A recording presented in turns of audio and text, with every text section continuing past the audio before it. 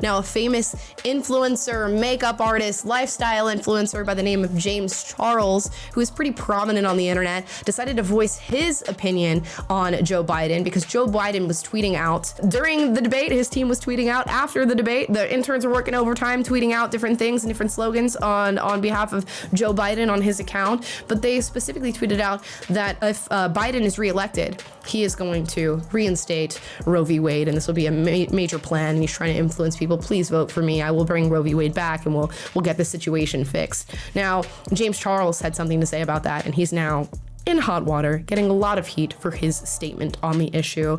Let's check it out and hear from him on this. Nobody should be thinking here that Joe Biden is the right person to be president. Literally during that debate, somebody from his team tweeted out saying, if I get reelected, I will reinstate Roe versus Wade. Newsflash, Grandpa, you're the president now. And it's gone because of you.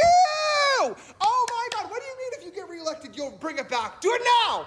Do it now. And maybe you'll have a chance at some people voting for you because it's not looking great, buddy. Now, this got millions and millions and millions of views. I cannot overstate how popular James Charles is as an individual, and he doesn't typically talk about super political issues, so this was sort of out of character for his content and his audience, so it really took off, and people had a lot of things to say. People were cheering on and saying, James, this is so correct. Biden should do something about Roe v. Wade, and he's not done anything as president. Of course, I don't know, James Charles really thought through what he was saying in this video in his criticism of Joe Biden, because Joe Biden is not necessarily capable of waving a magic wand and bringing back Roe v. Wade. It's just not something that you can do, and that decision was made by the Supreme Court, which is, stacked in the conservative sense and has a more conservative lean to it at the moment in these lifetime appointments. So I'm not sure what he was getting at in telling Joe Biden to just immediately fix Roe v. Wade, and I'm assuming what Joe Biden was insinuating with his Roe v. Wade statement is if we get another, 4 years tacked on to my presidential administration, we can try to do some work in the vein of Roe v. Wade to make changes and get your abortion rights, as the left would call them, back to women. So James Charles didn't really hit the mark. I mean, I love a good criticism of Joe Biden, but this wasn't necessarily a good criticism of Joe Biden. There were maybe other things he could have pointed to that Joe Biden didn't get done throughout his presidential term here, but he chose to run on this Roe v. Wade tweet. Now, people were backing up James because they too don't understand how our government works and how these things change and shift. But of course, then the fact checkers came after James Charles and had to light him up a little bit. Let's react. Let me tell you something, you botch body, BBL having ass bitch. Joe Biden is not the reason why we lost Roe v. Wade. It was that orange Oompa Loompa bitch that was sitting on that debate stage. And why do you have all this smoke for Joe, but no smoke for the one person who appointed 3 Supreme Court justices that rolled back Roe v. Wade? Why do you have so much smoke for damn Democrats who actually tried to codify women's reproductive rights before the Supreme Court decision by trying to pass the Women's Health Care Protection Act back in 2022? As you can see in this photo, Vice President Kamala Harris presiding over the Senate, trying to get it passed, but we lack the motherfucking votes.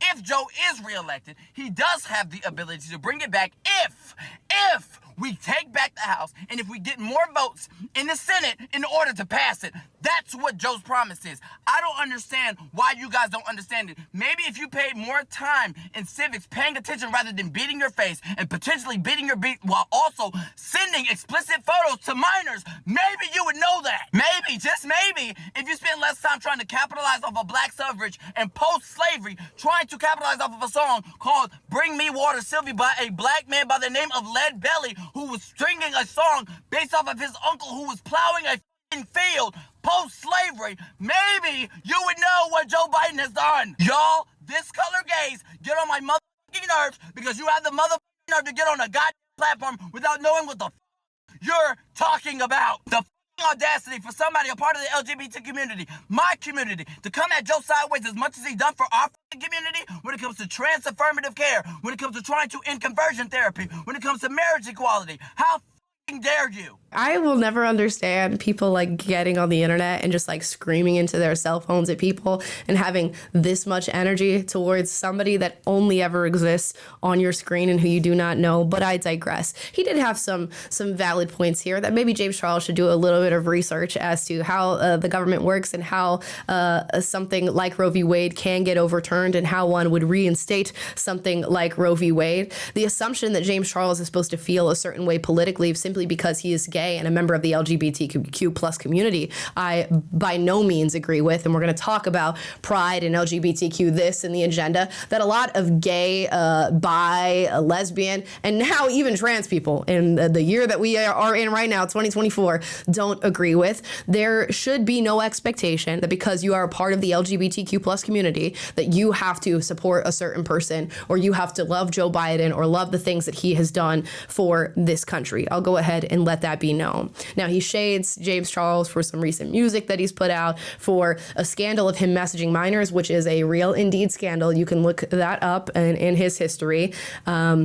But yeah, I think this was a missed mark on James Charles, but also, why are you just screaming into your phone? And a lot of people are making these videos going ahead and fact checking him. It's just amazing to me, and it points out, I think, how much audacity and confidence people can have on the internet screaming their opinions out into the world. We watched James Charles scream at Joe Biden and be wrong. We watched this guy just scream into his phone at James Charles, a little bit right, a little bit wrong.